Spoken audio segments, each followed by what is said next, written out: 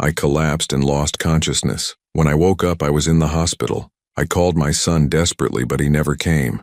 When I discovered that I had signed a document making him CEO, my spine froze. That's when the doctor told me, "Sir, you need to run. I'm glad to have you here. Follow my story until the end and comment the city you're watching from, so I can see how far my story has reached. My name is Stanley, and I'm 67 years old. 3 weeks ago, I thought I knew my son. I thought I understood the business I'd built with my own hands over 40 years. I thought the headaches and confusion I'd been experiencing were just signs of getting older. I was wrong about everything. It started on a Tuesday morning in September.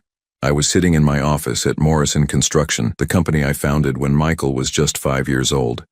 The morning sun streamed through the windows overlooking the warehouse where my crews stored equipment worth over $2 million. I'd been feeling off for weeks, dizzy spells, moments where I'd forget what I was saying mid-sentence, a constant fog that seemed to cloud my thoughts. Michael had been visiting more frequently lately, always with his wife Jessica. They'd sit across from my desk, their faces filled with what I thought was concern. "Dad, you've been working too hard," Michael would say, his voice gentle but insistent. "Maybe it's time to think about stepping back." Jessica would nod sympathetically, her perfectly manicured hands folded in her lap. "We just want what's best for you, Stanley. The company needs fresh leadership, someone who can handle the stress." The pressure had been building for months. Every conversation somehow circled back to my declining health, my memory issues, my need to modernize the business. They brought in consultants who spoke in corporate jargon I'd never needed in 40 years of successful operation. They suggested digital systems to replace the personal relationships I'd built with every contractor, every supplier, every client. That Tuesday morning, Michael arrived earlier than usual. I was reviewing the quarterly reports, numbers that had been consistently strong despite their concerns, when he knocked on my door. "Dad, we need to talk." His tone was different somehow, more urgent. "I've been thinking about what we discussed last week." I looked up from the papers, squinting slightly. The headache was starting again, that dull throbbing behind my eyes that had become my constant companion. "What exactly did we discuss, son?" He exchanged a glance with Jessica, who had followed him in. There was something in that look, something I couldn't quite place, about the succession plan, about making the transition official. I rubbed my temples, trying to focus. The words seemed to swim together on the page in front of me. "I don't remember agreeing to anything definitive, Dad." Jessica's voice was soft, almost patronizing. "You've been forgetting a lot lately. Yesterday you asked me 3 times what day it was. Last week you couldn't remember the Henderson Project details." The Henderson Project. I tried to recall the specifics, but the details felt slippery, just out of reach. Had I really forgotten? The uncertainty gnawed at me. "Look," Michael said, leaning forward in his chair. "I've already drafted the paperwork. It's just a formality, really. You'll still be involved, but I'll handle the day-to-day operations. Take some pressure off you." He slid a thick folder across my desk. The documents inside looked official, filled with legal language that seemed to blur together. I could feel their eyes on me, waiting, watching. The headache intensified. "I don't know," I said slowly. "This feels rushed. Dad." Michael's voice carried a note of frustration he tried to hide. "We've been discussing this for months. The doctors even said—" "What doctors?" I interrupted. "I haven't seen any doctors." Another look passed between them. "Dr. Peterson," Jessica said gently. "Remember? The physical you had 2 weeks ago? He was concerned about your cognitive function." I stared at her, searching my memory. There were gaps, holes where conversation should have been. The admission terrified me more than I wanted to admit. My hands shook slightly as I reached for a pen. The signature line seemed to mock me, waiting for the stroke that would change everything. I thought about my late wife, Margaret, who had always been the steady voice of reason in our family. What would she have said? But Margaret wasn't here, and the pain in my head was getting worse. I signed the papers. The collapse happened 3 hours later. I was alone in the office trying to make sense of the quarterly projections when the room began to spin. The numbers on the page dissolved into meaningless symbols. I gripped the edge of my desk, but my vision darkened at the edges. The last thing I remembered was the sound of papers scattering as I hit the floor. I woke up in Mercy General Hospital with fluorescent lights burning into my retinas and the steady beep of machines monitoring my vital signs. My mouth felt like cotton, and my thoughts moved like thick syrup. A nurse with kind eyes checked my IV drip. "How long have I been here?" I asked, my voice barely a whisper. 2 days, honey. You gave everyone quite a scare." 2 days. I tried to piece together what had happened, but everything after signing those papers was a blank. I asked for my phone, my hands trembling as I dialed Michael's number. It went straight to voicemail. I tried again. Same result. He's probably just busy, the nurse said, but her smile seemed forced. I called 6 more times over the next 8 hours. Michael never answered. Jessica didn't either, not once. The panic started as a flutter in my chest, then grew into something darker. They were my family. Where were they? Dr. Harrison, a man about my age with silver hair and tired eyes, visited me on the 3rd day. He reviewed my chart with a frown that deepened as he read. "Mr. Morrison, I need to ask you something, and I want you to think carefully before you answer." He pulled a chair close to my bed and lowered his voice. "Do you remember signing any legal documents recently?" The question hit me like a physical blow. "The succession papers, how did you know?" Dr. Harrison's expression grew grave. "Because someone called yesterday asking about your mental capacity. They wanted documentation of cognitive decline for legal purposes." "Who called?" "Your son." The words hung in the air between us like a death sentence. Michael had been checking on my mental state not out of concern, but for documentation. While I lay unconscious in a hospital bed, he had been building a case. "There's something else," Dr. Harrison continued, glancing toward the door as if making sure we weren't overheard. "Your blood work shows elevated levels of certain substances that shouldn't be there. Substances that can cause confusion, memory loss, and disorientation." I stared at him, my mind racing despite the fog that still clouded my thoughts. "Are you saying someone was poisoning me?" "I'm saying you need to be very careful who you trust. And Stanley." He stood up, his hand briefly touching my shoulder. "If I were you, I'd get somewhere safe before they come back." The machines around me seemed to beep faster as my heart rate spiked. Everything I thought I knew about my life, my family, my son, it was all crumbling around me. I needed to understand what I had signed away, and I needed to understand it before Michael realized I was awake and thinking clearly again. Dr. Harrison's words echoed in my head long after he left the room. Poisoned. The word felt foreign, impossible. This was my son we were talking about. The boy I'd taught to ride a bike, helped with homework, walked down the aisle at his wedding. The man I'd groomed to take over the business I'd spent 40 years building. But as I lay in that hospital bed, staring at the ceiling tiles, pieces began falling into place like a jigsaw puzzle I'd been unknowingly solving for months. The coffee. Every morning for the past 3 months, Michael had insisted on bringing me coffee from that new place downtown. "Dad, you work too hard. Let me at least make sure you start your day right." I'd been touched by the gesture, this small sign that my busy son was thinking of his old man. Now I remembered how bitter it had tasted, different from my usual black coffee. "It's a special blend," Michael had explained when I mentioned it. "Supposed to be good for focus and energy." I'd drunk it anyway, grateful for his thoughtfulness. The morning routine had become sacred to him.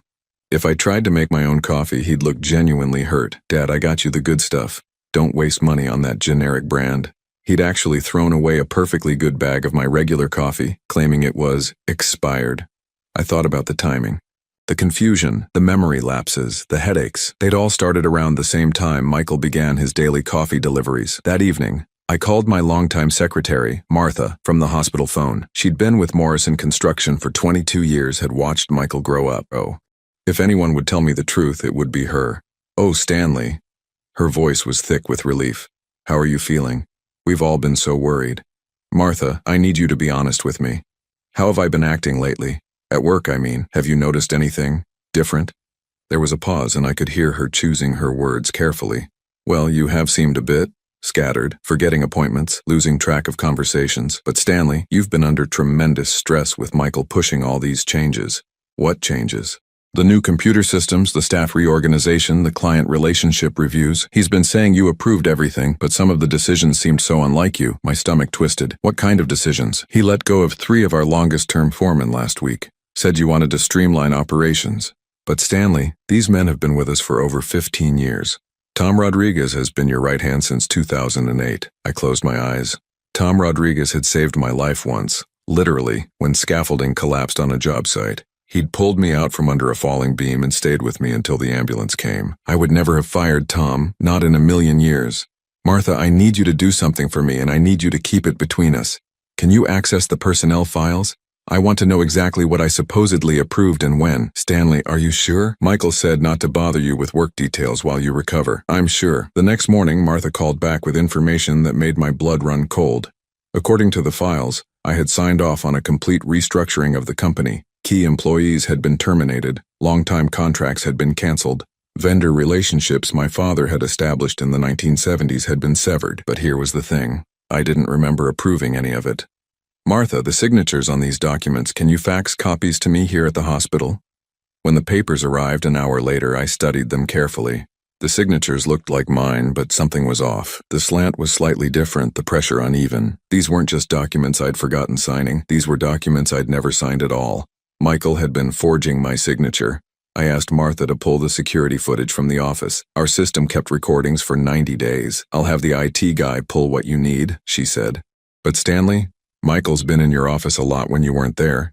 Said he was organizing files for you. That afternoon, I studied the security footage on my phone. There was Michael, alone in my office at 7 in the morning, 3 weeks earlier. I watched him open my desk drawer, pull out my signature stamp, the one I used for routine documents, and begin working through a stack of papers. The betrayal hit me like a physical blow.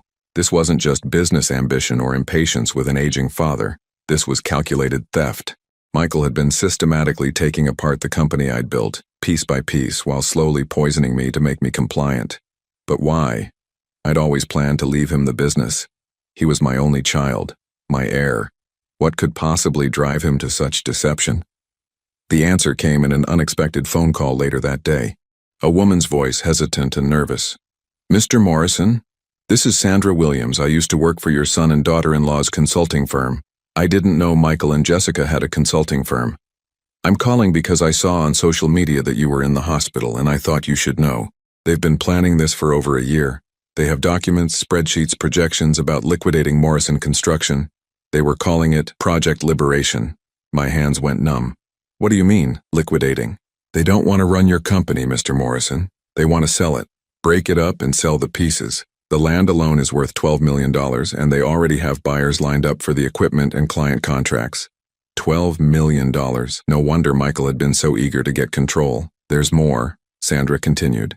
Jessica, she's done this before. She convinced her first husband to sign over his restaurant business, then divorced him after she sold it. Michael doesn't know about her first marriage. The room seemed to tilt around me.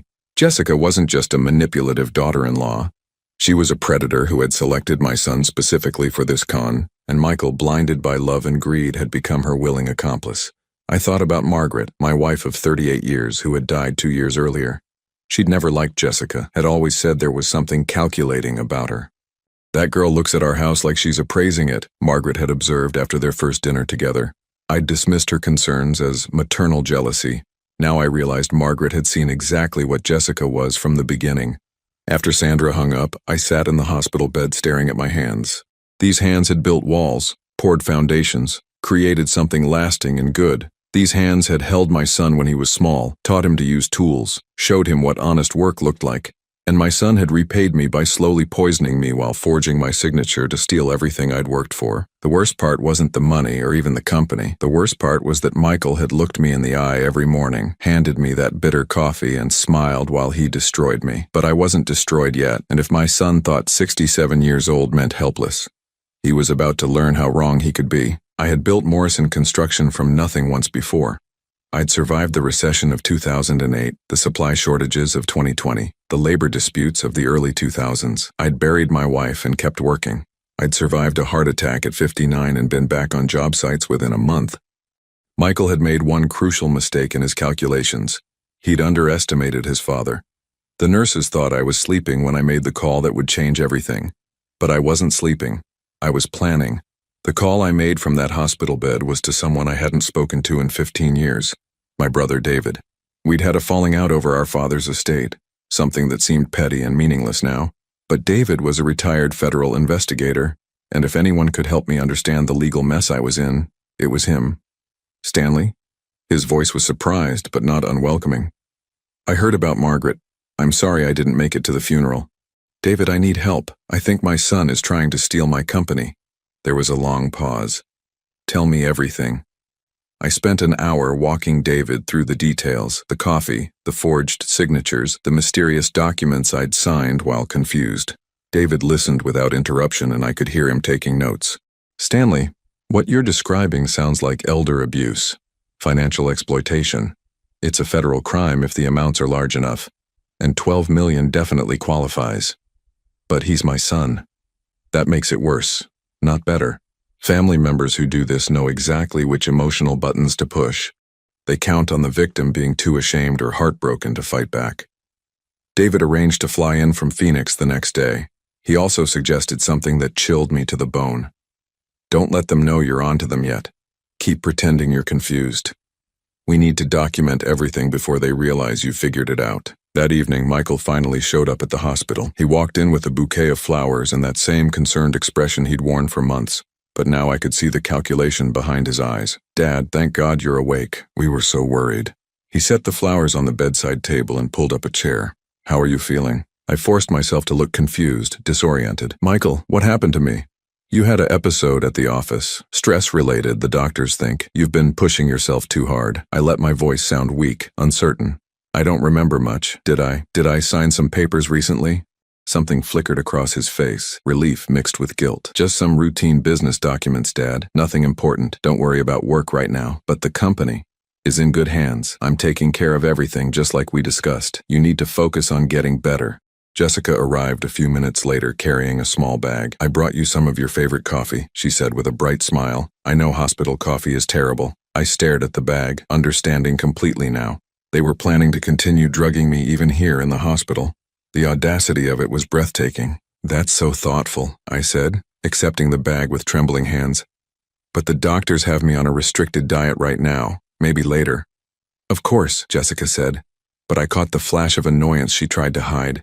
They stayed for 20 minutes, filling the air with meaningless chatter about my health and their concern. When they left, promising to return tomorrow, I waited exactly 30 minutes before calling David back. They just tried to give me more of the drugged coffee in the hospital. Jesus Christ, Stanley, these people are dangerous. I'm flying out tonight. David arrived the next morning looking like the federal agent he'd once been. Sharp suit, careful eyes, and a briefcase full of legal documents. He'd spent the red-eye flight researching elder abuse cases and had some sobering news. I've seen cases like this before. The pattern is always the same. Isolate the victim, create confusion and dependency, then systematically strip away their assets. The fact that they're continuing to try to drug you suggests they're not done yet. What do you mean? Think about it, Stanley. They have control of the company now, but you're still alive. You could potentially challenge what you signed. You could tell people what really happened, for their plan to work completely. He didn't need to finish the sentence. I understood. As long as I was alive and coherent, I was a threat to them. We need to move fast, David continued.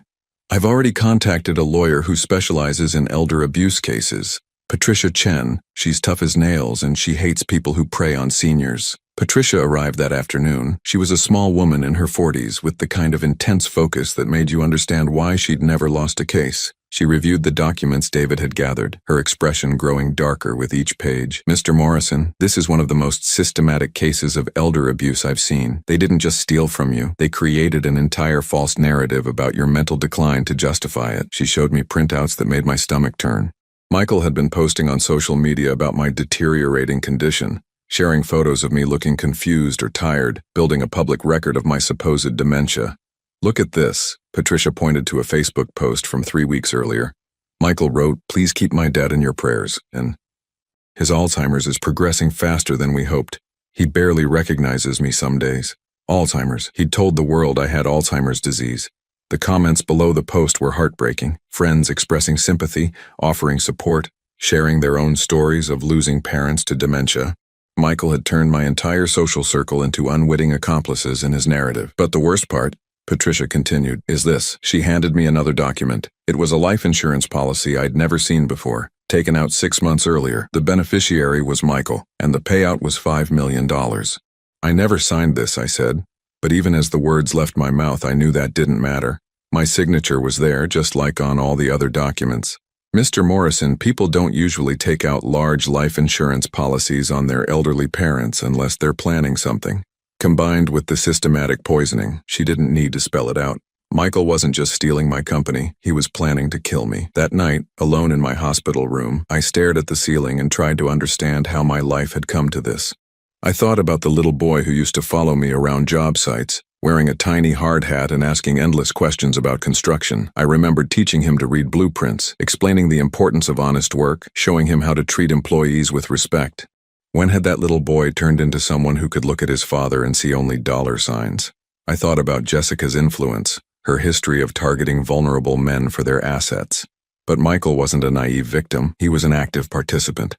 He'd made conscious choices every step of the way. The hardest part was accepting that my son, the child I'd loved and protected and provided for, genuinely wanted me dead.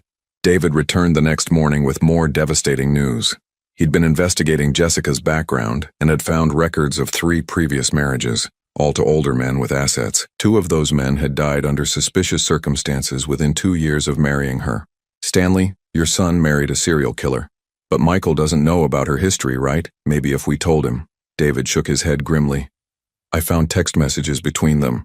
Michael knows exactly who she is and what she's done. In fact, it was his idea to speed up the timeline.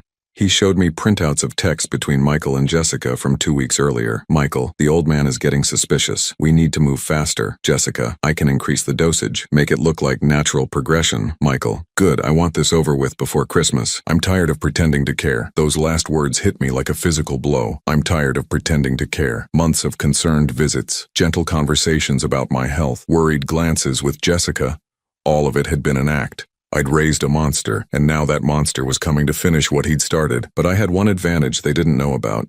I was no longer the confused, vulnerable old man they thought they were manipulating. I was Stanley Morrison, and I'd built everything they wanted to steal with my own hands.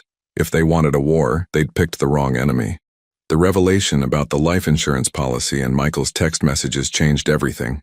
This wasn't just theft anymore, this was attempted murder. But Patricia Chen had given me hope along with the devastating news.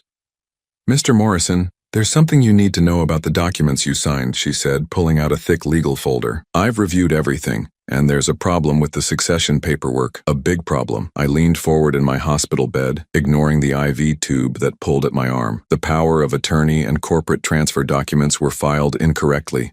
Your son's lawyer made a crucial error. They didn't properly notarize several key pages and they filed in the wrong jurisdiction. Legally speaking, those documents are invalid. For the first time in weeks, I felt something other than despair. What does that mean exactly? It means you're still the legal owner and CEO of Morrison Construction. Michael has been operating under false authority. Every decision he's made, every contract he's signed, every person he's fired, none of it is legally binding. David whistled low. Amateur hour. They got cocky. But here's the real kicker. Patricia continued with a smile that reminded me why she never lost cases. Because Michael has been representing himself as the legal CEO while knowing the documents were invalid, he's committed fraud. Criminal fraud. Can we prove he knew? Oh yes, I've already requested records from his lawyer's office. There are emails going back 6 weeks where they discuss the filing problems. Michael chose to proceed anyway. That afternoon, Patricia and David helped me understand the full scope of what Michael had been planning. Using the invalid documents, he'd already signed preliminary agreements to sell 3 major pieces of company property. He'd terminated contracts worth over $800,000. He'd liquidated the employee pension fund and transferred the money to an account Jessica controlled. The good news, David explained, is that all of these transactions can be reversed since he had no legal authority to make them. The bad news is that we need to move fast. Once they realize you're onto them, they'll either accelerate their timeline or disappear entirely. What do you mean, disappear? Patricia showed me airline confirmations she'd obtained through legal channels. They have tickets to the Cayman Islands booked for next week. One-way tickets. The plan was becoming clear. Michael and Jessica intended to liquidate everything they could grab, transfer the money offshore, and disappear before anyone realized what had happened, and they planned to do it after I was dead, making it look like a grieving son taking over his deceased father's affairs. We need them to make their move while we can still catch them, Patricia said, which means we need you to play along for a few more days. The idea of continuing to pretend while my son planned my murder was almost unbearable, but I understood the strategy. We needed evidence of active conspiracy, not just past crimes. That evening, Michael and Jessica returned for another visit.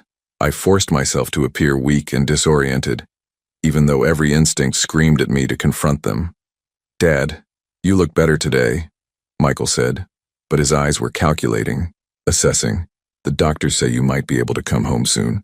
Home. The word sent a chill through me. In their minds, home was where they could control my environment completely, where they could increase the poisoning without medical supervision. "I miss my own bed," I said, letting my voice sound wistful and tired. "And my morning coffee routine." Jessica brightened. "Speaking of which, I brought you another bag of that special blend. I know how much you love it." She pulled out an identical bag to the one I'd refused the day before. This time I accepted it with shaking hands. "Thank you, dear. You're so thoughtful." "We just want you to be comfortable, Dad," Michael said. "We've been preparing the house for when you come home, making sure everything is ready for your condition." What kind of preparations, I wondered. Had they already purchased whatever they planned to use to finish me off? After they left, I handed the coffee bag to David, who'd been waiting in the hospital cafeteria. "Send this to the lab immediately. I want to know exactly what they're putting in it." The results came back the next morning and confirmed our worst fears.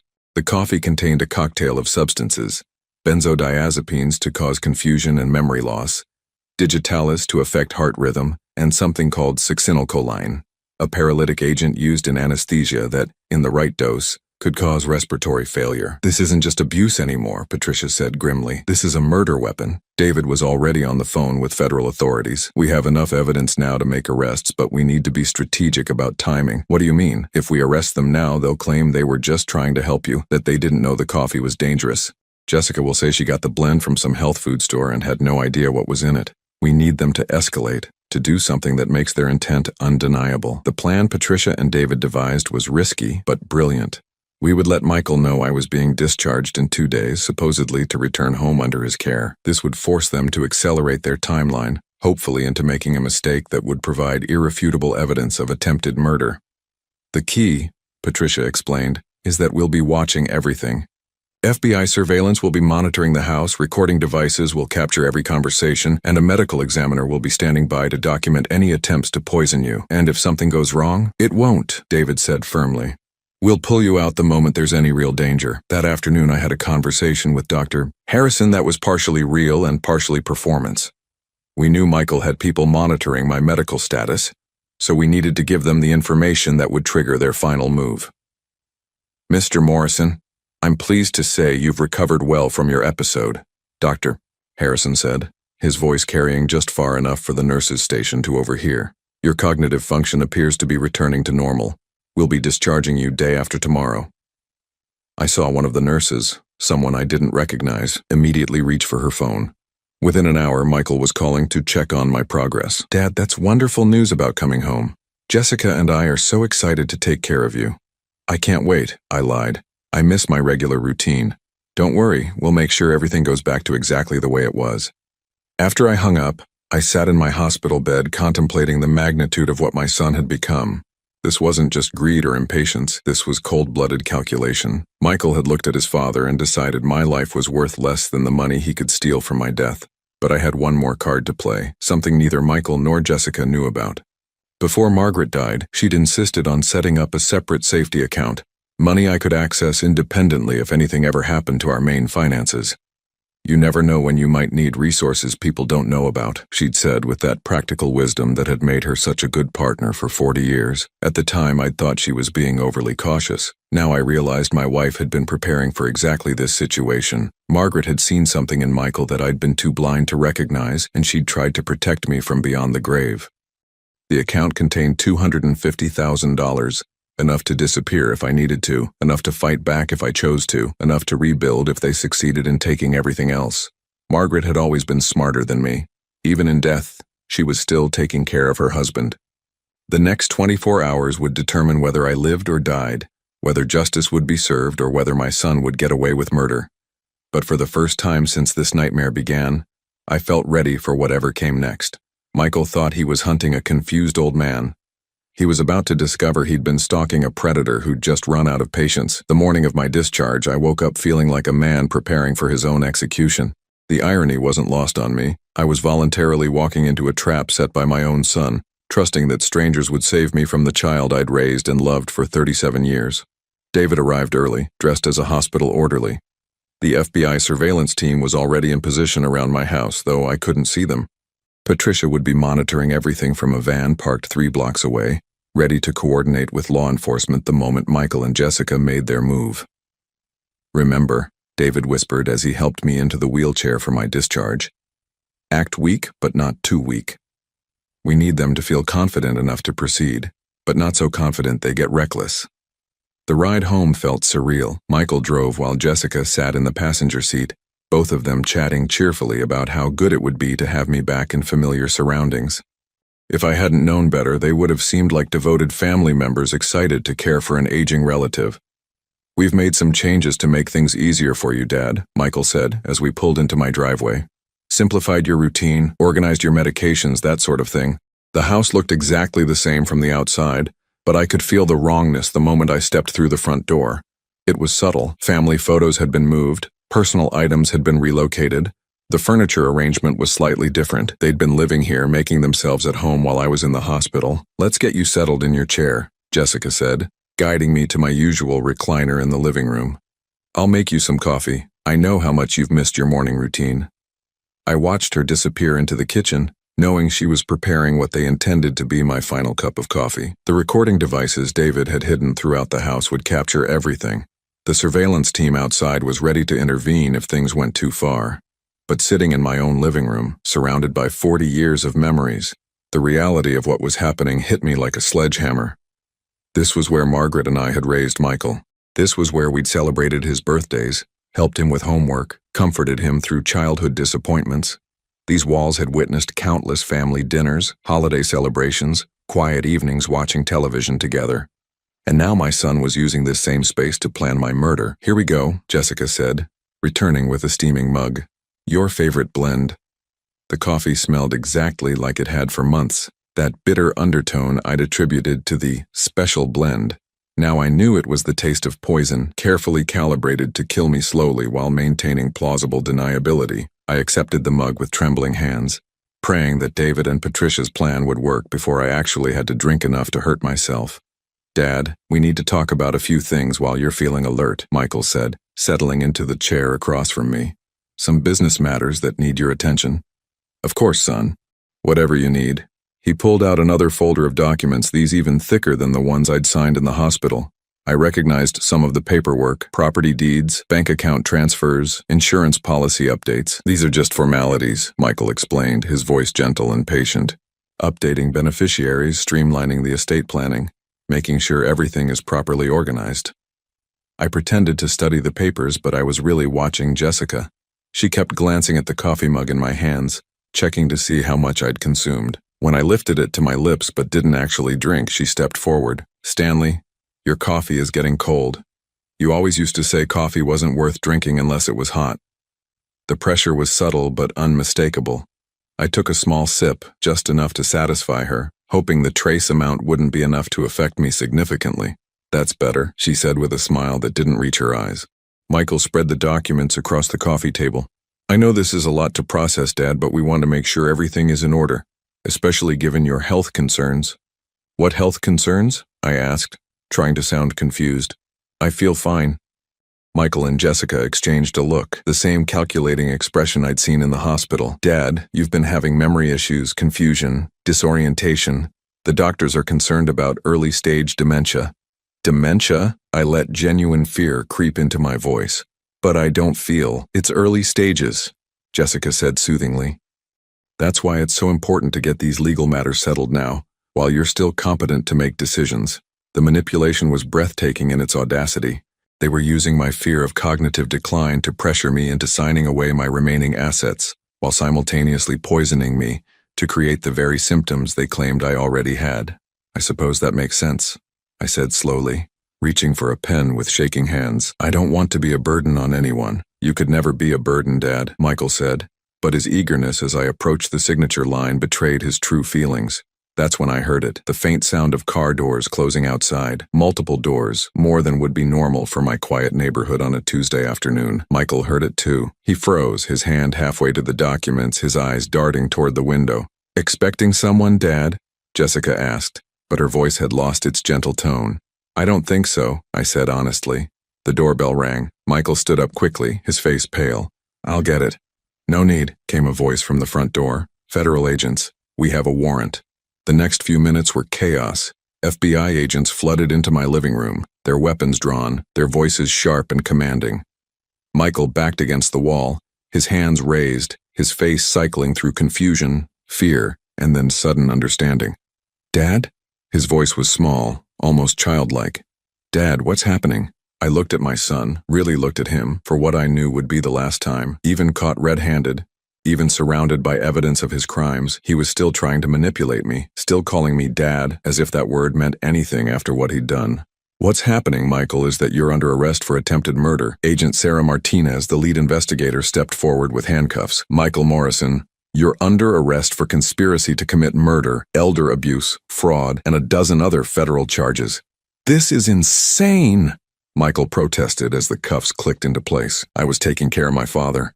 "He's confused, disoriented. Ask anyone." "We did ask someone," Agent Martinez replied. "We asked the lab technician who analyzed the coffee your wife has been bringing him. Fascinating blend, benzodiazepines, digitalis, and succinylcholine. That last one is particularly interesting. It's not something you'd find in a health food store." Jessica had gone completely still, her face a mask of composed calculation. Even now, caught in the act, she was planning her next move. "I have no idea what you're talking about," she said calmly. "I purchased that coffee from a specialty shop downtown. If there was something wrong with it, they must have made a mistake."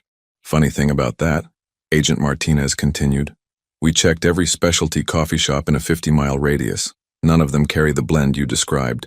But we did find the chemical supply company where you purchased the individual components.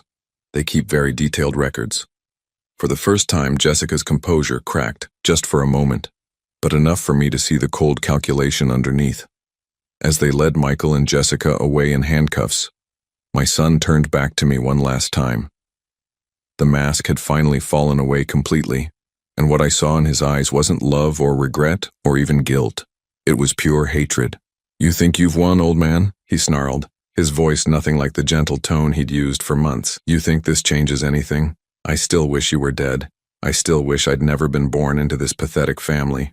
Those words hit harder than any physical blow could have. This wasn't temporary insanity or momentary greed. This was who Michael really was, who he'd always been underneath the performance. I'd spent 37 years loving a lie. As the house fell silent again, I sat in my recliner holding that poisoned coffee mug, surrounded by the debris of my shattered family. David emerged from wherever he'd been hiding during the arrests, his face grim with shared sorrow. "I'm sorry, Stanley. I know that was hard." I nodded, unable to speak for a moment. When I finally found my voice, it came out as barely a whisper. How did I not see it? How did I raise a child who could look at me and see only money? David sat down across from me in the chair Michael had occupied just minutes earlier. "Some people are just broken, Stanley. It's not your fault, but it felt like my fault. Every choice I'd made as a father, every lesson I'd tried to teach, every sacrifice Margaret and I had made for our son, it had all led to this moment." Patricia arrived an hour later with news about the legal proceedings. They'll both be facing serious federal charges. With the evidence we've gathered, they're looking at decades in prison. And the company? Fully restored to your control. All of Michael's transactions have been invalidated. Your employee's pension fund will be returned within the week. I should have felt relief or satisfaction or something resembling victory. Instead, I just felt empty. The son I'd loved was gone, had never really existed in the first place. The company I'd built was saved, but what was the point of an empire with no one to inherit it? That night, alone in the house that suddenly felt too big and too quiet, I made the most important decision of my life. 3 months after Michael and Jessica's arrest, I stood in the offices of Morrison Construction watching Martha train her replacement. At 73, she'd decided it was time to retire, and I couldn't blame her. The scandal had taken a toll on everyone who'd worked for the company. "Are you sure about this, Stanley?" she asked for the 100th time. "Morrison Construction has been your life's work." I looked around the office I'd occupied for 40 years. The walls were covered with photos from job sites, awards from the Chamber of Commerce, thank you letters from satisfied clients. It represented 4 decades of honest work, of building something meaningful and lasting. But it also represented the legacy I'd tried to leave my son, the inheritance that had ultimately corrupted him into a monster. "I'm sure, Martha." The decision to sell Morrison Construction hadn't been easy, but it had been necessary. I couldn't look at the company the same way anymore, couldn't walk through the building without thinking about Michael's betrayal. Every contract bore his forged signature, every terminated employee reminded me of his cruelty. More importantly, I'd realized something during those dark weeks after the arrests. I'd spent so much time building an empire to leave behind that I'd forgotten to actually live. The buyer was a consortium of my longtime employees, Tom Rodriguez, the foreman Michael had fired, along with 8 others who'd been with the company for over a decade. They'd pooled their resources with help from a small business loan to purchase Morrison Construction for exactly what it was worth, $8.5 million. It was less than Michael and Jessica could have gotten by liquidating everything, but money had never been the point. These men understood what the company really represented: honest work, fair treatment of employees, quality construction that would last for generations. "We'll take good care of it, Mr. Morrison," Tom said as we signed the final papers. "Everything you built here, everything you taught us, it'll continue. I know it will. That's why I wanted you to have it." Patricia had handled the legal aspects of the sale, making sure every detail was properly documented. The transaction would be final within 30 days, at which point I would no longer be Stanley Morrison Construction Company owner. I would just be Stanley Morrison, a 67-year-old man with no obligations to anyone but himself. "What will you do now?" Patricia asked as we walked out of the lawyer's office. I smiled, feeling lighter than I had in months. "I'm going to disappear." The plan had been forming in my mind since the night of the arrests. I was going to take Margaret's hidden nest egg, combine it with a portion of the money from selling the company, and start over somewhere completely new, somewhere Michael would never think to look for me, even if he ever got out of prison. David had suggested Florida, anonymous retirement communities where a man with some money could blend in easily, but I had a different destination in mind. Margaret and I had honeymooned in a small coastal town in Oregon called Bandon. We'd always talked about retiring there someday, buying a little house near the ocean, spending our golden years walking on the beach and reading books. Margaret's death had made that dream impossible, but maybe it didn't have to stay buried with her. 2 weeks later, I loaded everything I cared about into a moving truck. It wasn't much: some clothes, a few photo albums from before Michael turned toxic, Margaret's jewelry, and the coffee mug she'd given me for our 20th anniversary. The rest of it, the furniture, the electronics, the accumulated possessions of 40 years in the same house, I donated to charity. Let someone else make new memories with those things. I didn't leave a forwarding address. The house sold quickly to a young couple with 2 small children. Standing in the empty living room where Michael had tried to poison me, watching their kids run excitedly through the rooms, I felt a peace I hadn't expected. This place would have love in it again, real love, not the poisonous imitation my son had offered. Martha was the only person who knew where I was going, and I'd made her promise not to tell anyone, not David, not Patricia, and certainly not any reporters who might come looking for the story of the businessman whose son tried to kill him. The drive to Oregon took 3 days. I took the scenic route, stopping at roadside diners and small-town motels, enjoying the freedom of having nowhere I needed to be and no one expecting anything from me. Bandon was exactly as I remembered it. A tiny community perched on dramatic cliffs overlooking the Pacific Ocean. The real estate market was expensive, but I had enough money to buy a small cottage just 2 blocks from the beach. The house was nothing like the sprawling suburban home I'd shared with Margaret and Michael. It was compact, efficient, designed for one person who needed very little to be happy. The living room had a picture window overlooking the ocean, and on clear days I could see fishing boats working the waters where Margaret and I had once walked hand in hand. I furnished it simply: a comfortable chair for reading, a small television, a kitchen table for one. In the bedroom I hung a single photograph, Margaret and me on our wedding day, both of us young and full of dreams we couldn't have imagined would end the way they did. The first few weeks were the hardest. 40 years of routine don't disappear overnight, and I found myself reaching for the phone to call Martha about company business before remembering I no longer had a company. I'd wake up at 5 in the morning, ready to review job site schedules that no longer existed, but gradually a new routine emerged. I walked on the beach every morning, watching the sunrise paint the sky in colors that changed daily. I discovered the local library, a small building where I could read newspapers and books without anyone asking who I was or what had brought me to town. I started volunteering at the local food bank, helping distribute meals to families who were struggling. The work was simple, honest, and anonymous, exactly what I needed. Most importantly, I started sleeping through the night for the first time in months. No more checking door locks obsessively, no more jumping at unexpected sounds, no more wondering if the people who claimed to love me were actually planning my death. 6 months after moving to Bandon, I received my first letter from Michael. It was forwarded through Patricia's office, postmarked from the federal prison in Colorado where he was serving his sentence. I almost threw it away without reading it. But something made me open it, maybe curiosity, maybe hope that my son had finally found some genuine remorse for what he'd done. The letter was 3 pages of self-pity and blame. Michael was sorry. Sorry he'd been caught. Sorry his plan had failed. Sorry the legal system was persecuting him for trying to help his mentally ill father. He blamed Jessica for manipulating him, blamed me for forcing him into desperate measures, blamed everyone except himself for the choices he'd made. There was no acknowledgement of the months of systematic poisoning, no recognition of the fear and pain he'd caused, no understanding that attempted murder wasn't a reasonable response to impatience with inheritance timing. The letter ended with a request for money for his prison commissary account, and a suggestion that I visit him so we could work things out as a family. I read it twice, then fed it into the fireplace I'd installed in my cottage. Watching it burn, I felt the last connection to my old life dissolve into ash. Michael wasn't my son anymore. He was a stranger who happened to share my DNA, a dangerous man serving time for trying to kill me. I owed him nothing. Not money, not visits, not forgiveness, and certainly not the pretense that we were still family. A year later, I was sitting on my small back deck watching the sunset when my neighbor, Mrs. Chen, knocked on my door. She was a widow about my age who'd moved to Bandon after her husband's death. "Stanley, would you like to join me for dinner tonight? I made too much soup for one person." It was a simple invitation, the kind neighbors make to each other all the time. But it represented something I'd almost forgotten existed: human connection without ulterior motives, kindness without manipulation, companionship without conspiracy. "I'd like that very much," I said. Over dinner, Mrs. Chen told me about her late husband, a teacher who'd spent 40 years helping troubled children. She talked about their travels, their hobbies, their quiet contentment with a simple life well lived. "Do you have children?" she asked. "No," I said without hesitation. "I never had children." It wasn't technically true, but it was emotionally accurate.